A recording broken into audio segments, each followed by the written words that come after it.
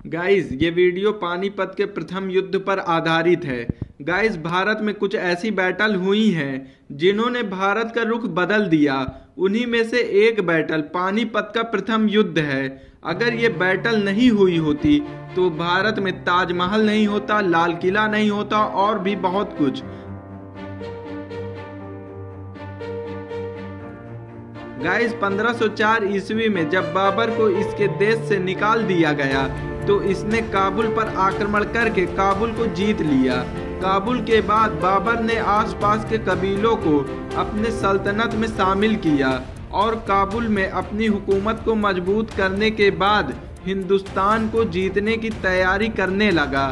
जहीर-उद-दीन मोहम्मद बाबर अपने दादा अमीर तैमूर लंग के जीते हुए इलाकों को अपना हक समझता था, इसीलिए बाबर ने पंजाब पर 3 से 4 बार आक्रमण किया, लेकिन वो आगे बढ़ने के बजाय काबुल वापस आ गया।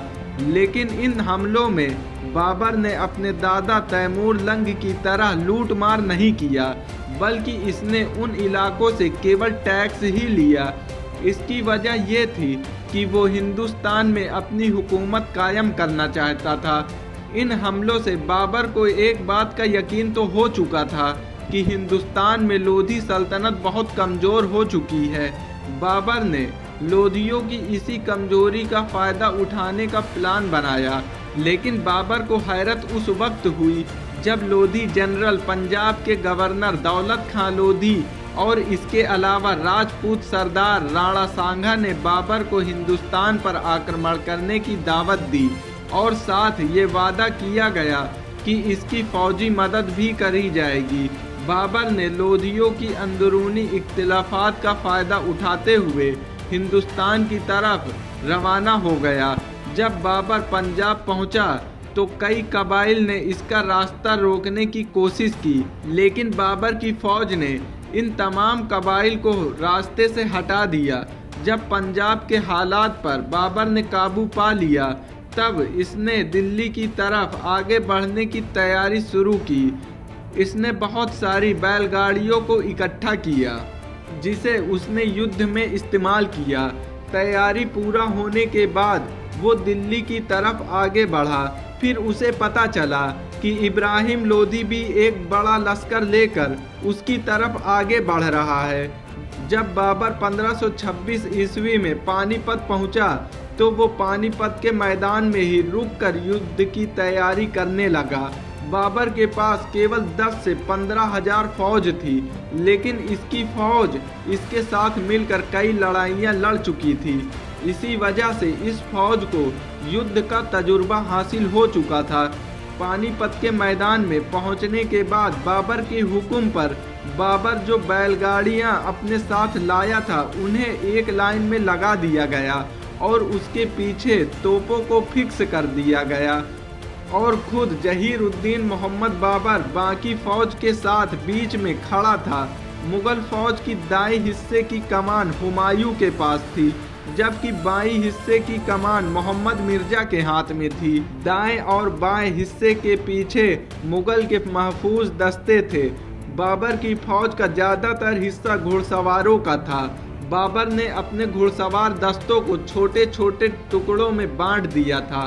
बाबर ने फौज के आगे बड़े बड़े गड्ढे खुदवा दिए थे। इन गड्ढों को पेड़ों के डालियों और पत्तों से छिपा दिया गया ताकि जब इब्राहिम लोधी की फौज तेजी से बाबर की फौज की तरफ बढ़े तो इन गड्ढों में गिरकर खत्म हो जाए। इससे पहले हिंदुस्तान की तारीख में कभी भी तोपखाने का इस्तेमाल नहीं किया गया था। ये पहली बार था जब हिंदुस्तान में तोपखाने का इस्तेमाल किया जा रहा था। हिंदुस्तानी इस नए हथियार से बिल्कुल वाकिफ ना थे। तोपों के अलावा बाबर के पास घुड़सवार तीरंदाज थे और बंदूकों के इस्तेमाल ने भी बाबर की फौज को मजबूत बना दिया था। दूसरी तरफ इब्राहिम लोधी की एक बड़ी फौज थी, जिसमें 100 से लेकर 1000 तक जंगी हाथी शामिल थे। जहीर-उद-दीन मोहम्मद बाबर इब्राहिम लोधी की फौज की तादाद अपनी किताब बाबरनामा में लिखते हुए कहता है कि इब्राहिम लोधी की फौज के खेमे ऐसे नजर आ रहे थे जैसे किसी खेत में जरीफ के थानों को बिछाकर सोने के पेड़ लगा दिए गए हो। और इस फौज की तादाद लगभग 1 लाख थी, जिनमें घुड़सवार और पैदल सैनिक थे, जो बाबर की फौज से लगभग 8 गुना बड़ी फौज थी। पानीपत के मैदान में दोनों फौज एक दूसरे के आमने सामने 1 हफ्ते तक खड़ी रही। दोनों ही ये चाहते थे कि पहले दूसरी फौज लड़ाई की शुरुआत करे। आखिरकार बाबर ने इब्राहिम की फौज को अपने प्लान के मुताबिक लड़ाने के लिए इब्राहिम के पड़ाव पर रात को हमला कराया, ताकि इब्राहिम की फौज को अपने खिलाफ भड़का सके। जहीर-उद-दीन मोहम्मद बाबर की ये चाल कामयाब रही और अगले दिन 21 अप्रैल 1526 की सुबह होते ही इब्राहिम लोदी की फौज ने बाबर की फौज पर हमला कर दिया।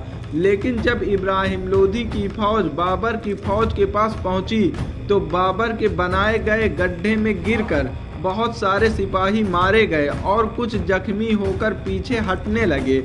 इसी दौरान बाबर ने तोपों से फायर करने का हुक्म दिया और इब्राहिम की फौज, जो पहले ही बौखलाहट का शिकार हो चुकी थी, तोपों की आवाज से सहम कर रह गई।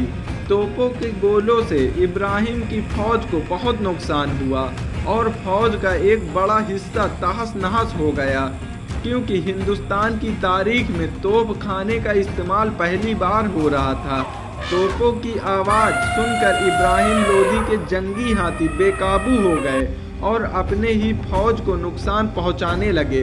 जब बाबर ने देखा कि इब्राहिम की फौज तितर-बितर हो गई, तब उसने अपने बेहतरीन घुड़सवार दस्तों को हमले का हुक्म दिया। इन दस्तों ने इब्राहिम लोदी की फौज को घेरे में लेना शुरू कर दिया। इब्राहिम की फौज ने मुगल फौज का बहुत ही बहादुरी से मुकाबला किया, लेकिन वो बाबर की फौजी चाल और तोपों के सामने बेबस थे। तकरीबन 6 से 7 घंटे तक लगातार जंग के बाद बाबर की फौज ने इब्राहिम लोदी के फौज को हरा दिया और इब्राहिम लोदी इस युद्ध में मारा गया।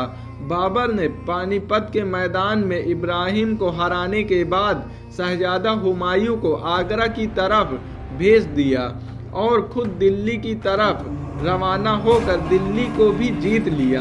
दिल्ली के बाद बाबर आगरा की तरफ आगे बढ़ा, जो कि पहले से ही मुगल फौज के घेरे में था। बाबर ने आगरा पहुंचते ही जोरदार हमले किए और इसे भी जीत लिया।